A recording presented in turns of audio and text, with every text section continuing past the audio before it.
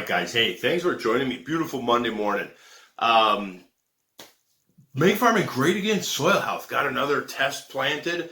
The make farming great part is just to bring some enjoyment back to the farm by not having to spend so much money. The make farming or the soil health side was the year after. So can we have cows and covers as a rotational crop through the farm, and what do they do for us with our cash crops behind them? So they have to pay for themselves in that season, and that's fine. But behind them, can we save on some nitrogen costs? And that's how we make farming great again, is that we don't need to rely on our commercial inputs, is that we're relying on ourselves. And that's bringing the joy back to the farm. And so we got the 25, 50, 75, and 100% out there. And it's basically just using cows and covers as a 1, 2, or 3 year event, and then move on. Don't keep them out there for 5, 10 years, end up with some June or quackgrass, thistles, and milkweed thing. Just extensive, big, thick covers. And the awesome part about this was, even if there was no cash flow difference as far as the nitrogen, if 100% still is the best cash flow, fine. But where will the yield be for that cash flow? You know what I mean? But the big part there is that ground was fit to be driven on the minute the snow was gone. Plain and simple. As soon as the frost was gone, that ground was fit to be. If I wanted to plant oats, I would have had oats early April on that field. Boom, that field needed no time to heal. It was unbelievable how soon and fast that field was fit. I'm just blown away. So if the rest of the fields respond like that to cover cropping and soil health, I am on my way, man. Unbelievable. So I'll get that video of planting that. I didn't use my guidance. I just kind of willy-nilly'd it. Crooked rows yield better anyhow.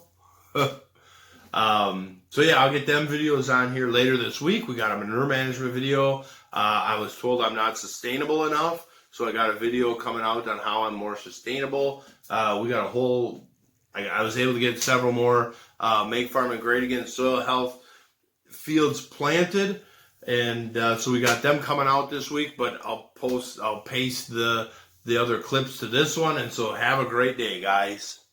Well, happy November 16th, everybody. Thank you for joining me. 32 degrees. The snow is falling. We got close to 3 inches of rain this week. It's Sunday 1 o'clock. Rain started about 2 a.m. Saturday morning when I got done planting. And yeah. So this is really beautiful. Kind of love this. So here's the field map. Each block, whoops, can't touch this again. So each line will be 25, 50, 75, and 100% of applied nitrogen. The first round is 30,000 pop. The next round down and back is 20,000, and the third round down is back and back is 40,000.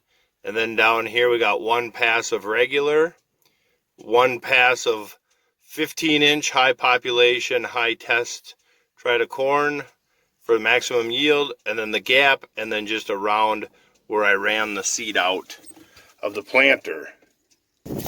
So here's the high test population, or the high yielding test plot. It's 15-inch, tried for 15 inches.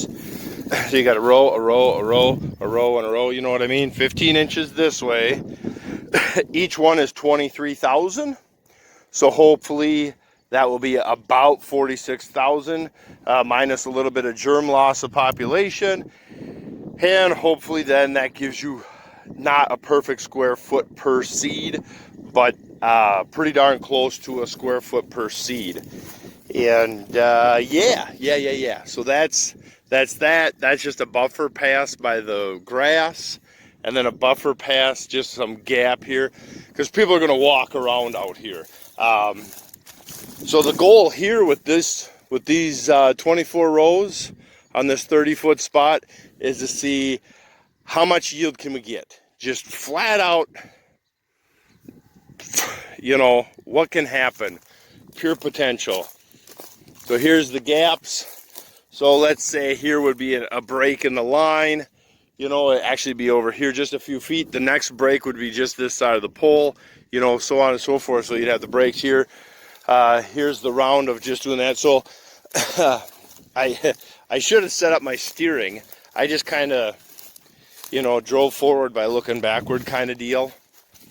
So I just left some just random gaps between it so people can walk down. You know, you got this path here, so you're not trying to squeeze down rows. So they'll easily be able to walk this break. This break's going to be 5, 6, 8 feet wide, you know, on this break here. And then you got nice gaps down that way that people can walk up and down.